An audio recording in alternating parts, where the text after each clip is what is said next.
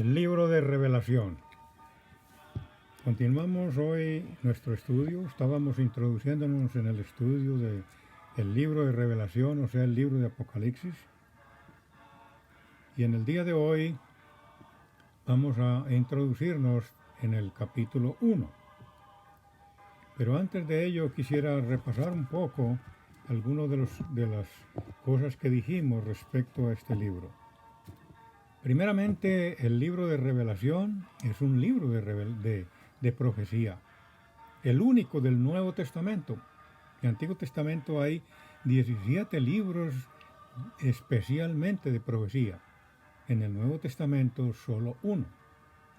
Aunque hay muchas profecías en el Nuevo Testamento, por ejemplo, los evangelios, el Señor Jesucristo dijo muchas profecías, especialmente en el Evangelio de San Mateo, capítulo 24 y 25, son libros de profecía, especialmente de su segunda venida y los acontecimientos antes de su segunda venida y durante su segunda venida.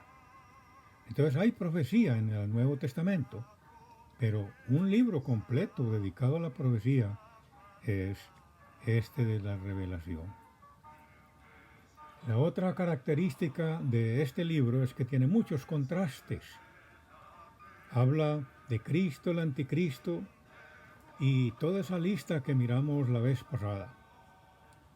Pero en el día de hoy quisiera enfatizar un poquito,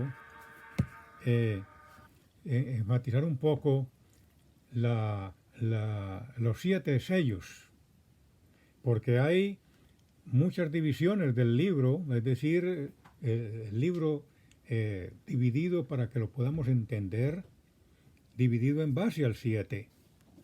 La vez pasada hablamos de las muchas 7 que menciona específicamente este libro, significando el 7 lo que está completado, lo que es desarrollado ya, es decir, lo que incluye todas las cualidades de algo para que sea completo y llegue a la perfección, o a la perfección en todo, porque también la maldad llega a su clímax, a su parte final, donde ya no puede ser más que eso. Así como el bien llega a su parte climática, que es, ya no hay más bien que ese, sino ese es el sumo bien. Y este libro nos habla precisamente de esto. Vamos a repasar un poco de las divisiones, porque esto ayuda para entender y visualizar el libro en forma general. Hablamos ayer de que la Biblia Plenitud divide el libro en 7 sietes y los miramos.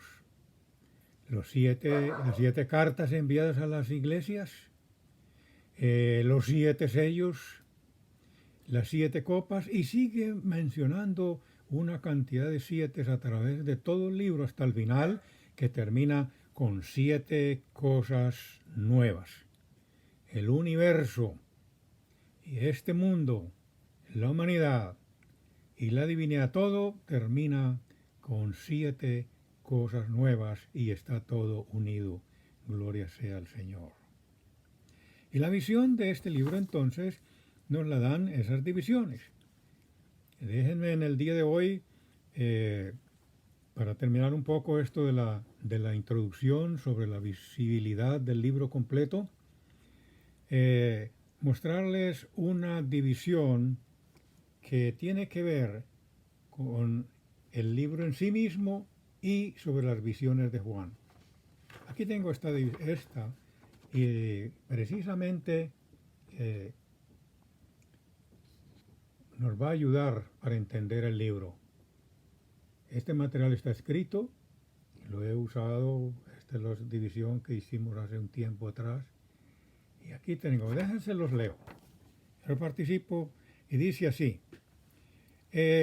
Divisiones del libro de Revelación, el Apocalipsis, una división de todo el libro. Primero tenemos el libro dividido según el mismo libro. Ahí en el capítulo 1, verso 19, nos habla de esta división del libro, del contenido central, fundamental del libro. Dice así el Señor Jesucristo cuando está revelándole a Juan lo que debía hacer y revelar a las iglesias. Dice en el verso 19, Apocalipsis 1:19, o el libro de Revelación 1:19, dice: escribe las cosas que has visto, y las que son, y las que han de suceder después de estas. Vuelvo a repetir, Revelación 1:19. Escribe, es la orden del Señor Jesucristo a Juan. Escribe las cosas que has visto, las que son y las que han de venir. Las cosas que Juan vio fue toda la revelación ahí en el capítulo 1, que es el que vamos a estudiar un poco en el día de hoy. Todo lo que él vio. Y es decir, todo lo que Juan había visto durante este tiempo de testimonio, este tiempo de revelación que el Señor Jesucristo le dio. Esto es el capítulo 1. Entonces la segunda división del libro sería las cosas que son, las cosas que en realidad están existiendo de momento. Es la segunda división o la segunda manera de dividir el libro. Dice, las cosas presentes, o sea, las cosas que son, o sea, las cosas presentes, las cosas históricas, las cosas que ya están. Esto se refiere a las 7 iglesias, sus características, sus actividades, y tomó las 7 iglesias que estaban en el Asia Menor como un ejemplo de toda la iglesia de Cristo desarrollándose a través de todas las naciones, a través de todos los siglos, hasta que se completara.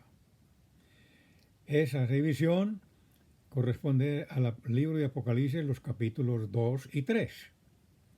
Las cosas que Juan vio están en el capítulo 1 y vamos a ver qué fue lo que él vio. En las cosas que son, en la iglesia, es el capítulo 2 y 3 describe completamente esto. Pero las cosas futuras, las que han de ser, las que han de venir con la segunda venida del Señor Jesucristo, donde está el clímax mayor de este libro, las cosas que han de suceder empiezan en el capítulo 4, terminan en el capítulo 22. Enfatizo, esta división del mismo libro nos dice, capítulo 1 es la primera parte, que es lo que Juan vio. Segunda parte del libro comprende los capítulos 2 y 3, que es la descripción de las características históricas, morales, espirituales de la Iglesia, en su formación hasta el momento cuando ya Cristo viene por ella. Y la otra parte de esta división que el mismo libro sugiere son las cosas que han de suceder cuando Cristo arrebate su iglesia. Empezarán a suceder todas estas cosas hasta el clímax final, es decir, capítulos 4 hasta el 22. El mismo libro sugiere esa división. Cosas que has visto, capítulo 1. Cosas que son la iglesia. Y capítulo 3, las cosas que habrán de suceder después de estas. La otra división es según las visiones de Juan. Juan tuvo unas visiones y aquí están, las he puesto en 7 partes, estas divisiones, y déjenme leérselas. Según las visiones de Juan, agrupamos el libro en estas 7 formas de dividirlo, de mirarlo, para entender mejor su contenido y poder así asimilarlo y seguir los planes de Dios. Primera división, según las visiones de Juan, es la visión que Juan tuvo de Cristo y de las iglesias. Capítulo 1, la visión de Cristo y parte de la iglesia, y capítulo 2 y 3 de la iglesia. Entonces, la primera división que he hecho acá es visión de Cristo y de las iglesias. Segunda visión de que tuvo Juan, que le fue permitido ver, es la visión del trono de Dios y del Cordero, capítulos 4 y 5, donde nos muestra todo lo celestial y lo que la iglesia va a ver y a vivir. 3.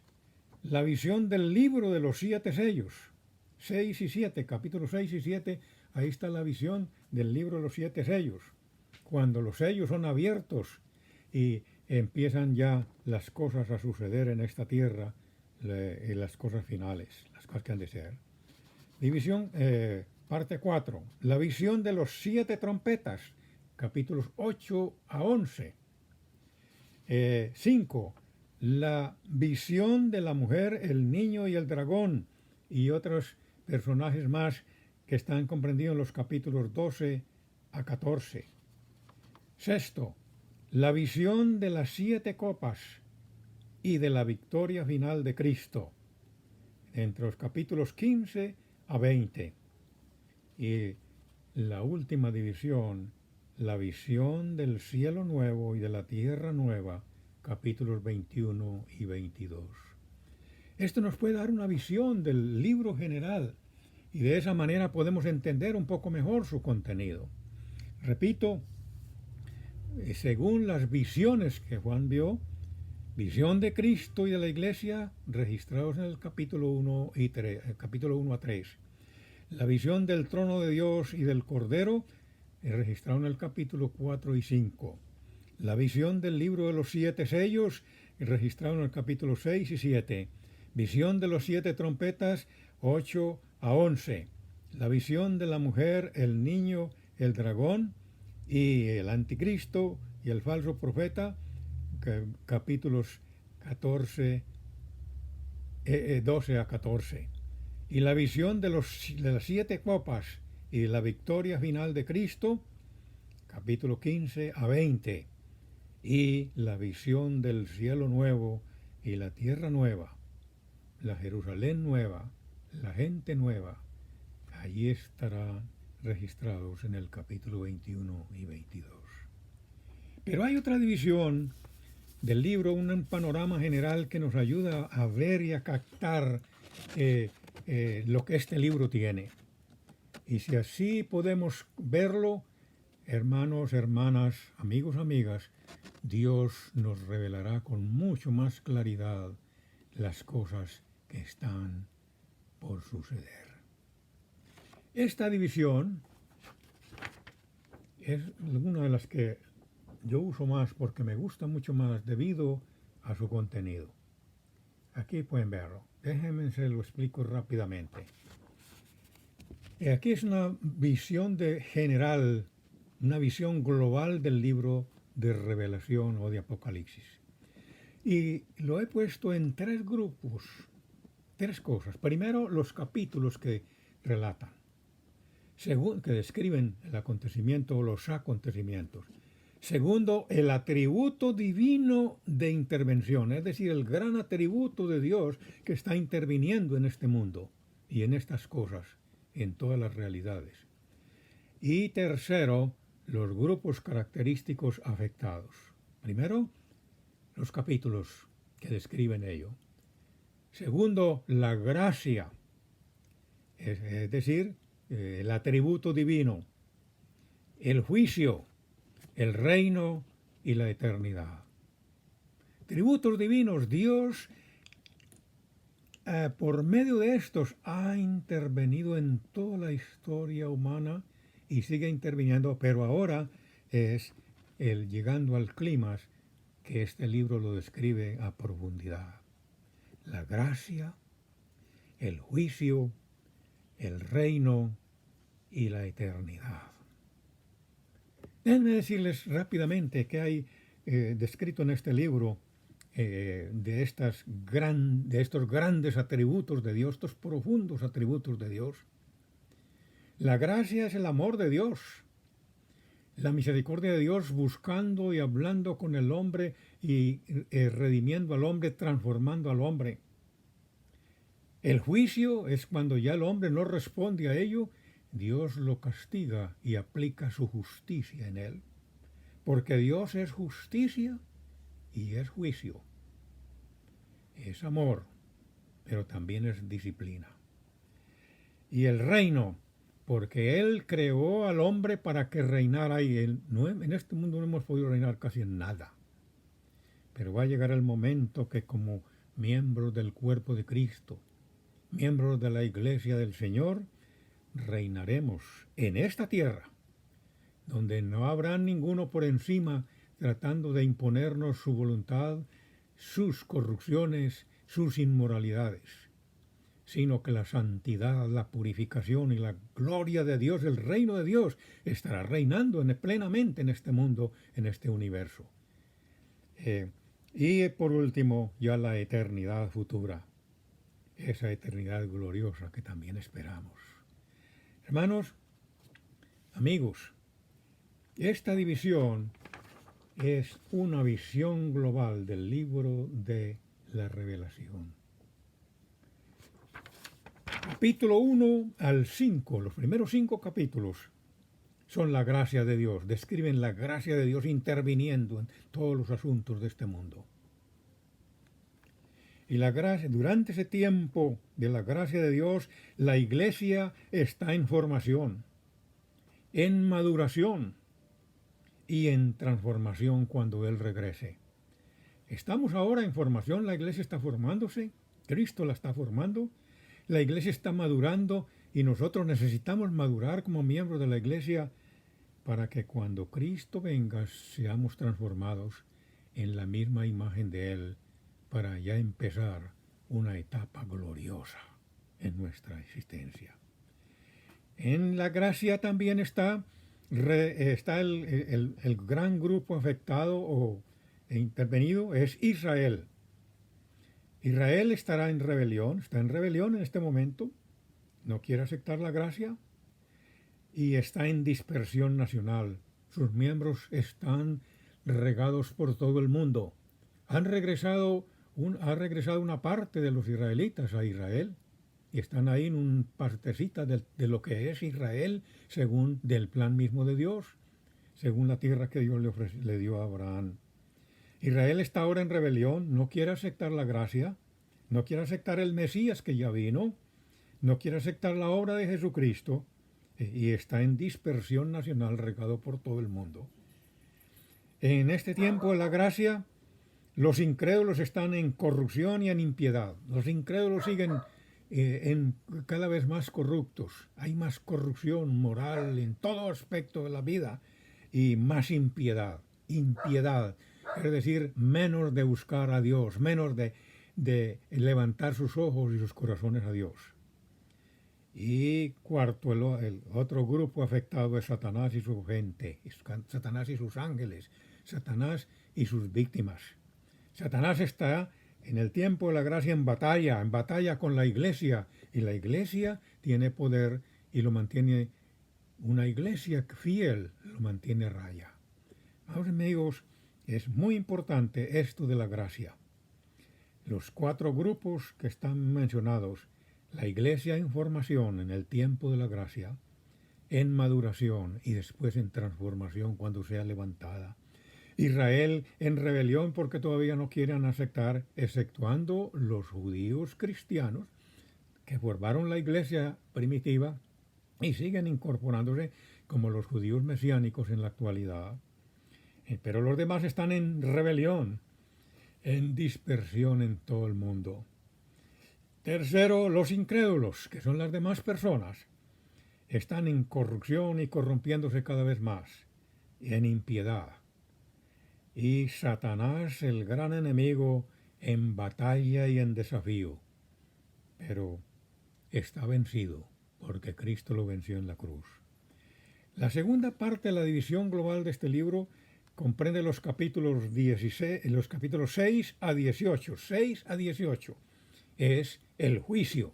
Dios interviene con juicio en este mundo, aplicando su juicio, su poder, su justicia a aquellos que le han rechazado. Y aquí tenemos a los mismos 4 grupos, pero noten las características. La iglesia estará durante el juicio, la iglesia estará en transformación y protegida allá en la casa del Padre. Seremos levantados a la casa del Padre. Así lo dice la Escritura. Israel estará en torturación, es decir, la gran tribulación estará pegando duro sobre esta nación. Estará en torturación, pero también en salvación del remanente. Dios viene a buscar a aquellos que van a creer de entre Israel y va a levantar todo un ejército de evangelistas para que lleguen aquellos que han de creer. El remanente, los últimos que han de creer en el Señor Jesucristo creerán. El Señor sabe quiénes y los buscará y les dará toda la oportunidad para que sean salvos, redimidos. La iglesia ya está arriba porque es las primicias de la salvación, los primeros frutos, pero la cosecha grande es cuando Israel, el remanente de Israel, sea salvo. El tercer grupo en el juicio son los incrédulos, que serán castigados y confundidos. Todas esas pruebas, esos juicios vendrán para dar muy fuertemente sobre ellos y se sentirán más confundidos, más decepcionados, perdidos, que lo que está pasando en el mundo hoy con la famosa pandemia del coronavirus. ¿Cómo le parece? Todos, de los grandes y pequeños, todos, con todos sus poderes y sus cosas grandes que tienen, eso no servirá para nada. Estarán entonces los incrédulos castigados, confundidos, impotentes ante los juicios. Y Satanás estará en ese tiempo más incontrolado, pero enjuiciado también. Y viene la etapa del reino. En la etapa del reino la iglesia vendrá con Cristo, ya como esposa de Él, y vendrá en ministración y gobierno de este mundo. Israel ya restaurado en su remanente y también gobernando en este mundo. La iglesia en ministración y gobierno. Israel en restauración y gobierno de este mundo. Los incrédulos en sumisión, sometidos los que queden, porque la mayoría morirán en las grandes pruebas. Entonces, estos incrédulos estarán en sumisión y derrota final. Ya no podrán hacer más por sí mismos contra Dios, contra su iglesia, contra sus elegidos, sus testigos. Y Satanás estará en prisión milenaria, 1000 años de prisión, en la etapa del reino. Durante el reino él estará prisionero y después será liberado y lanzado a confinación en el lago de fuego por toda la eternidad. Y la eternidad, la tercera etapa, la cuarta parte del libro, son los últimos 2 capítulos, 21-22, la eternidad. Cuando toda la historia termine, cuando el juicio del gran trono blanco pase, entonces la iglesia estará en gloria eterna, Israel en gloria eterna, los incrédulos en suplicio eterno y Satanás en suplicio eterno. Y ahí estará la culminación. La culminación. Pero usted y yo debemos y podemos estar en gloria eterna, plena. ¿Lo cree usted? Pues dispongámonos a ello. Déjenme ahora introducirnos rápidamente. Esa es una visión general del libro que vamos a estar mirando para poder entender todo ese contenido de la revelación. Pero déjenme introducirnos en esta parte de hoy, en el capítulo 1, y vamos a leer unos versículos. Bueno, vamos a leerlo realmente todo y enfatizar algunas cositas para que ustedes se den cuenta de lo que vamos a seguir estudiando en la próxima presentación. El capítulo 1 va a estar mostrado, estudiado, analizado más o menos con este contenido. Primero, vamos a tener 3 identidades hay en este capítulo 1, 3 grandes entes, seres, grupos. Y aquí están. El primer gran ente, primer gran ser es Jesucristo, porque la revelación es de Jesucristo. El segundo es el apóstol Juan, Juan el apóstol, que a la vez también es profeta porque escribió el libro. Y tercero, la iglesia, que es el fruto, el producto de la obra de Jesucristo. Juan mismo, miembro de la iglesia, pero apóstol de ella, para ayudarla a crecer. Jesucristo, Juan el apóstol y la iglesia son el contenido del capítulo 1. Y vamos a introducirnos. Voy a mencionarles algunos pasajes rápidamente porque el tiempo va avanzándonos, pero vamos a avanzarles también con este contenido. Y espero que hayan leído el capítulo 1, pero vamos ahora en repaso rápido. Empieza diciendo el capítulo 1, el primer versículo, el verso 1, la revelación de Jesucristo para manifestar a sus siervos las cosas que deben suceder pronto. Revelación 1:1. Vuelvo a repetirlo. Entiéndalo. Tómelo claro y usted podrá ver cómo Dios le va guiando en su revelación. La revelación de Jesucristo para manifestar a sus siervos, revelar a sus siervos, mostrar a sus siervos las cosas que deben suceder pronto, es decir, lo que viene después. Capítulo 1 de Revelación. Hay tres grandes entidades. Está Jesucristo, que es el Señor y Salvador. Y está el apóstol Juan, que es el profeta y fiel siervo. Y está la iglesia, que es el cuerpo redimido, el grupo de creyentes, la congregación de creyentes redimidos y transformados por la obra del Señor Jesucristo y de su Espíritu Santo. Vamos a leer unos versículos rápidamente y voy a mostrarles cuál es la guía que yo sigo en el estudio de este libro, de este capítulo especialmente, pero de este libro en general. Y de este capítulo, en cuanto a Jesucristo, primero, hay grandes cosas que este capítulo dice acerca de Jesucristo. Primero, Jesucristo es realmente la esencia, la vivencia y la trascendencia de la revelación de la profecía. En el capítulo 19:10 dice la última parte de ese verso, capítulo 19:10 de Revelación, el testimonio de Jesús, oigan es claro, el testimonio de Jesús es el espíritu de la profecía, es decir, la esencia, es el motor, es la vida. Jesús. El testimonio de Jesús, es decir, la revelación de Jesucristo, de Jesús, es la vida, la esencia, la experiencia, la vivencia y llega a ser la trascendencia. Gloria sea al Señor de la profecía. Porque el testimonio de Jesucristo, es decir, sin Él no hay salvación, sin Él no hay victoria, sin Él no hay santificación, sin Él no hay vida gloriosa. Entonces el testimonio de Él es el espíritu de la profecía, lo dice el libro. Segunda cosa que quiero enfatizar es lo que dice Primera de Juan 3:2. Juan, testigo. En su epístola, Juan, el profeta que está aquí, el apóstol.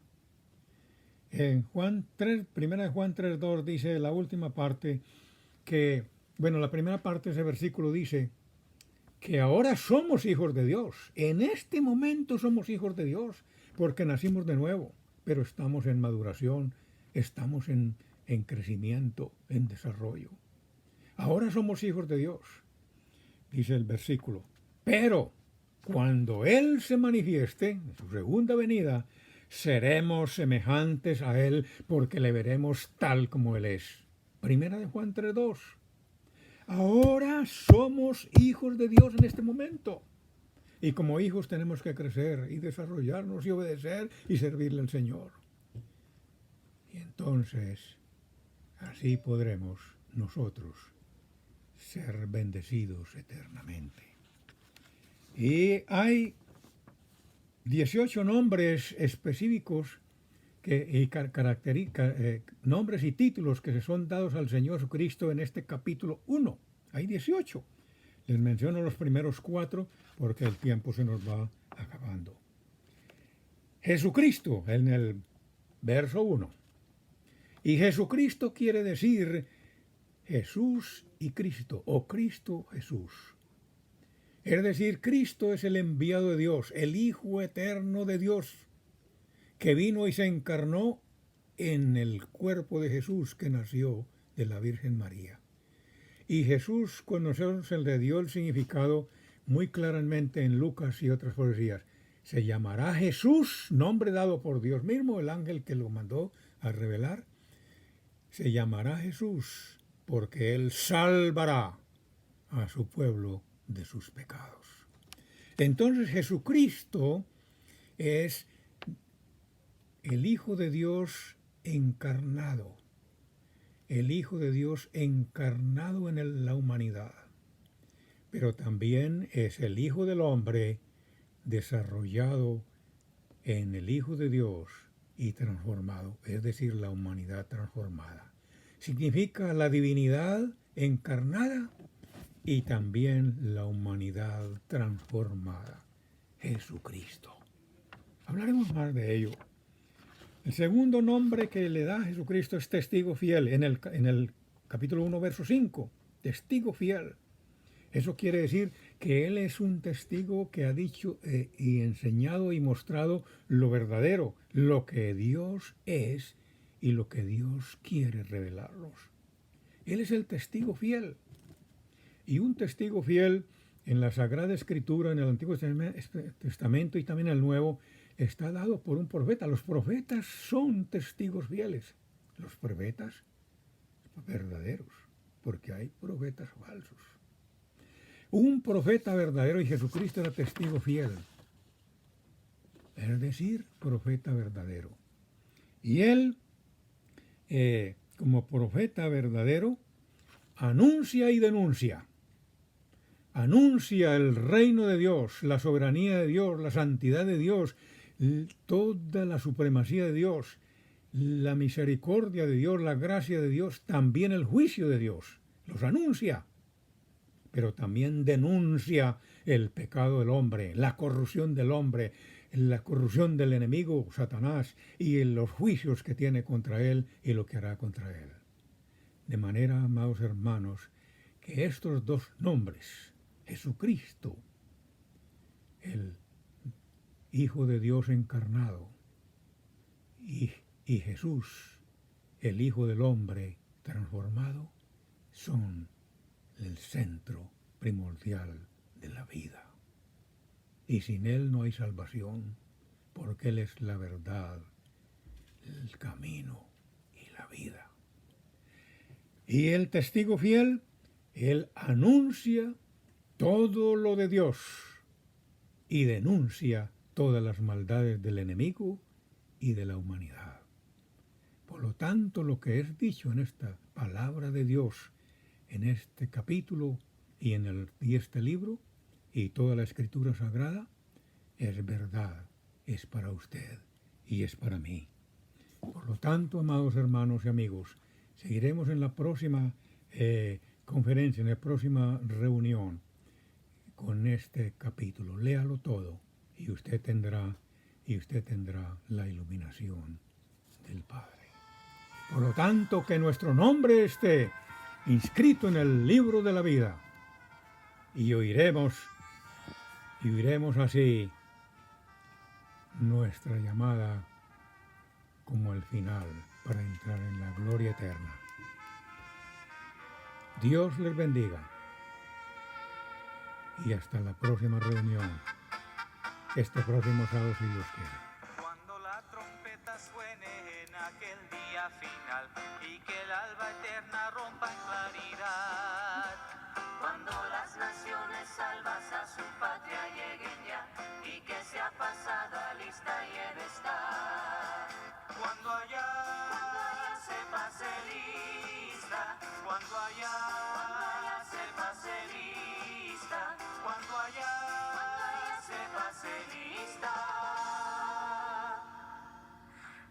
nombre yo feliz respondo.